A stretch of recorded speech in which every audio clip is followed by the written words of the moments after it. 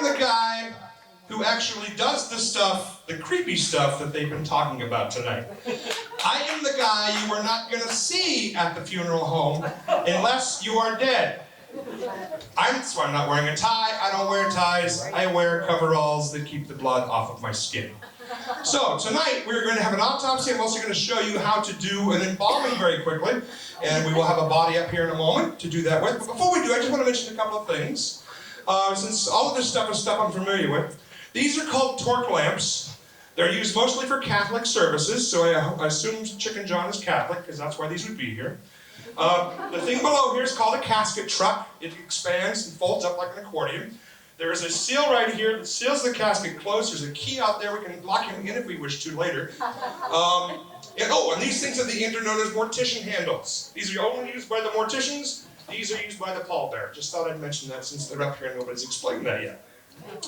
I have in my hand, I stole this from Chicken John. This is a trocar. And I'm going to explain how this works later, but for now I'm just going to use it as a pointer. Before I do that, we need a body. And for our body, we have tonight the lovely Suzelle. Would you come on stage, please?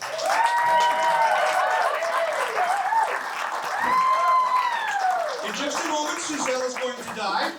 And I'm going to show you how I would do an embalming on Suzelle, and then I will show you how I would do an autopsy. An autopsy happens before an embalming, but it is more detailed, so I'm going to show that after I show the embalming. So, if you would, my good dear, I believe we need to prepare for that. She's a self-serving body. She takes her own clothing off. So here she goes. Please give her a hand.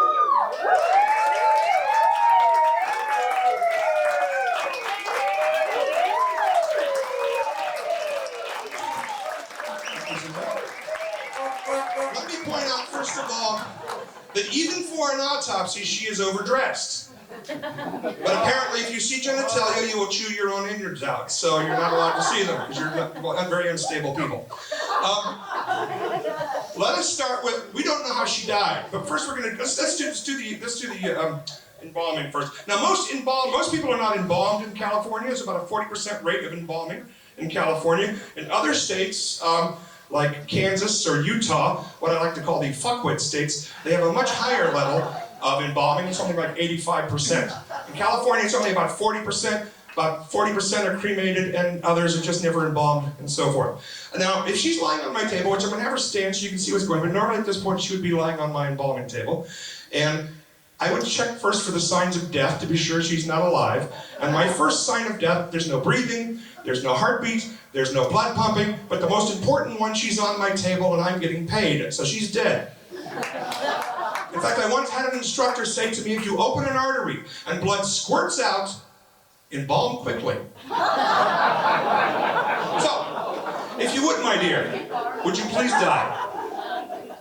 Very good. And she did. By the way, let me point out something here. Two things dead bodies do not do. When you play dead, you close your mouth and you close your eyes. Dead bodies don't. Dead bodies open their mouth and open their eyes. It's my job to close them. And I do that with what's known as a couple of things. First of all, to close the mouth, I'll use what's called a septum suture, which is a suture on a curved needle. I will bring it into the inside of her mouth here, bring it out of her nose, take it through the septum of her nose, back here, and then scoot it up under the bottom lip here, and then I will tie that together and close her mouth shut.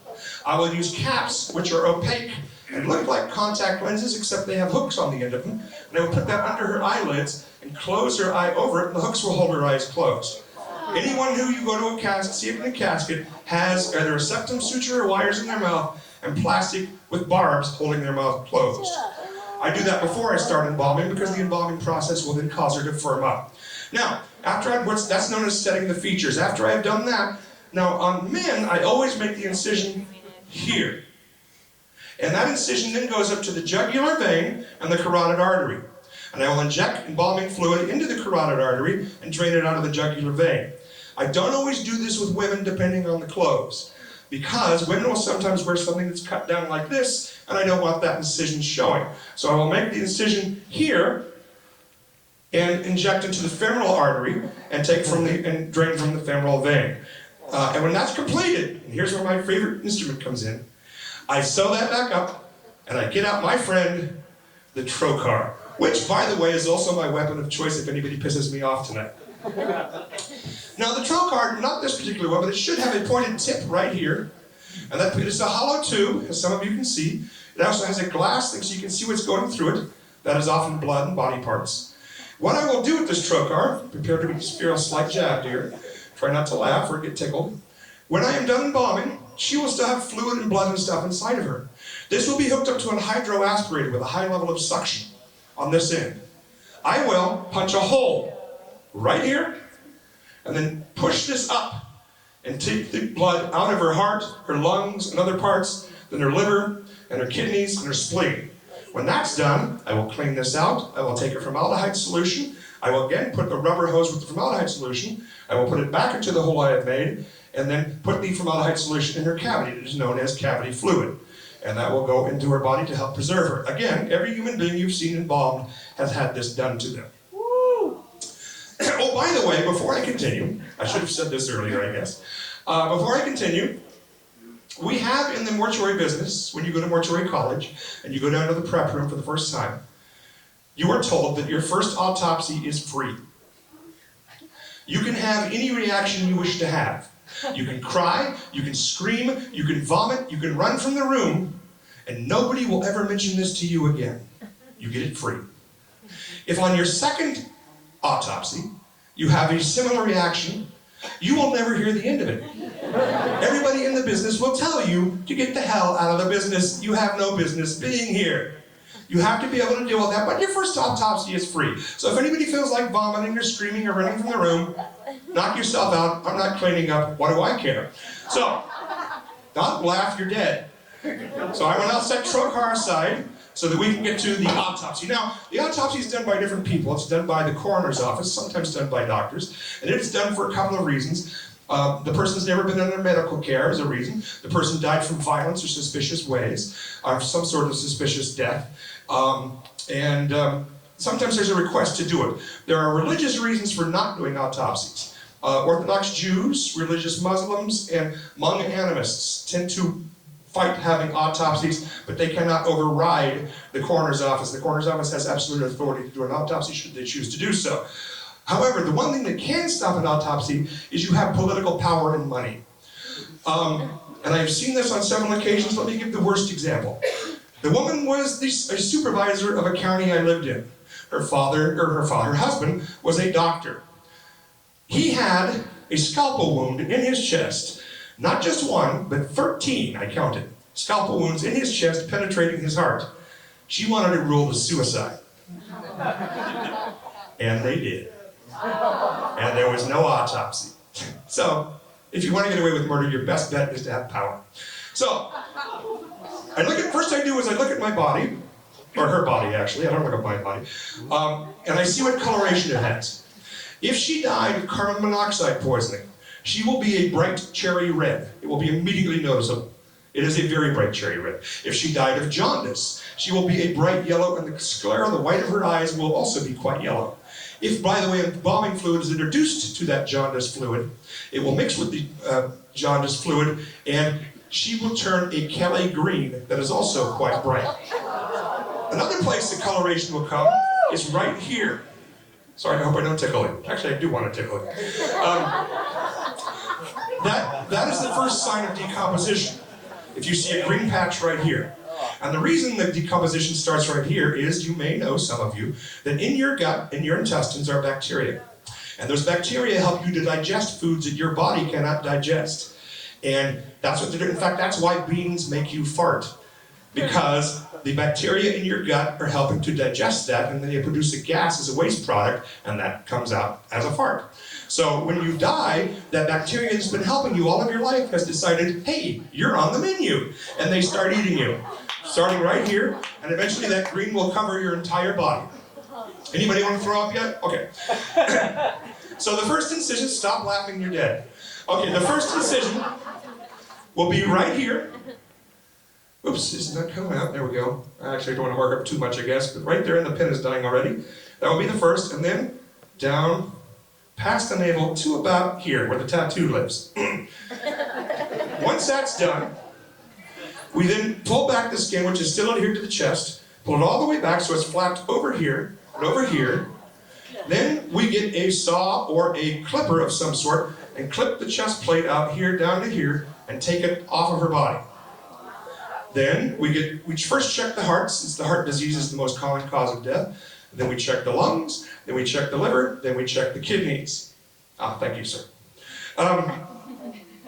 And those are the common ways you're going to die. Now, if there was obvious violence, or if there's obvious how she died by certain things that we've seen already, we will look for that. If there's a bullet wound, we will trace that bullet wound. We will find out where that bullet entered, where it exited, where it traveled. Small caliber bullets tend to dance particularly in the head. Now, if we're doing an autopsy that we want complete, we also want to do a cranial autopsy, which means we'll start on the other side, but I'll do it here for this purposes. We'll start cutting right about here. And we'll go all the way around, pulling her hair back. Then we will pull the scalp up, and then we'll get to the dura mater, which is first we'll get to the skull, which we will use a power saw to open. We'll take out the calvaria, which is, you could use as a cup if you were gross. Then we'll take out the dura mater, which is the next level. Then we'll get to the brain. Tracing a bullet path in the brain is a serious pain in the ass. Imagine tracing a bullet path through jello that danced around. And that will give you an idea of what you're doing. It can take hours to trace a bullet path through a brain. And if you're going to shoot somebody, and I'm working at the coroner's office, if you shoot him in the brain, I'm coming after you, you pain in the ass. That's all it comes down to. Once we've determined how she dies, and it could be from many, many ways, then we will put that on the death certificate. Now, there's one thing we don't know yet. We won't know for quite a few weeks. We do not know what her toxicology report is going to say. Did she snort cocaine? Was she drinking? Was she taking drugs? Was she poisoned? We won't know that for a couple of weeks. There are some things which will clue us to what happened. For instance, cocaine of the illegal drugs is the #1 legal drug, is the #2 killer I have ever seen. Heroin. Who said ecstasy? That's #2. Ecstasy is the #2 killer I have ever seen. Burning Man! I was only hoping they'd all die there, but it didn't work out. The reason ecstasy kills you, in fact, why you want water when you have ecstasy, is because you are overheating. And that overheating centers in your brain. And it fries your brain to death. So please drink a lot of water if you're going to do ecstasy. But have fun, please. So, a coroner in a county is a politician. He is not a medical professional, necessarily. He can be, but he's not probably a medical professional. He's certainly a politician. So the coroner doesn't really know what the hell's going on, except the politics. The person that runs a coroner's office is known as a deputy coroner, chief deputy coroner. And there's usually several deputy coroners below them. They are primarily law enforcement officials. They may or may not act as deaners, which would be a nurse for an autopsy, which is what I've done, or pathologist, which is the actual doctor, which does far less work and gets far more money. They're not necessarily those. But the chief deputy coroner is the one that has a clue, that knows what the fuck is going on. And I worked for a while in a small county in central California, which would remain nameless, Merced, and they needed to get a new chief deputy coroner. They could have hired one of the medical people, they could have hired one of the law enforcement people. He hired the secretary he was fucking. So, I got a call from her, actually I got calls from her frequently about things that she didn't know what the hell were. Because she didn't want to ask anybody at the office, so she'd call me at the funeral home, what is this, what is that, what is this? She called me one day and said, Kyle, I have a question. Yes, what is it? Is a .22 a rifle or a pistol? Now, next question. Is a .22 a rifle or a pistol? Both, exactly. You are now overqualified than a chief deputy coroner and can thereby take the oath to be junior coroners. Raise your right hands, please. I swear, you can do it too even though you're dead. I swear, state your name. To do my job as a junior coroner in whatever county I may reside in. And hang out with as many dead bodies as possible. So help me whatever deity doesn't exist. So, I hope you're all looking forward to your autopsies and your embalmings. Please talk to me if you want to start it tonight, because I'm free. Thank you very much. Thank you for coming to the show. And thank you, Chip and John, for having this completely unusual show. And please thank our lovely dead body, Suzanne. I'd like for Jamie to return to the stage. Jamie does this to me quite frequently.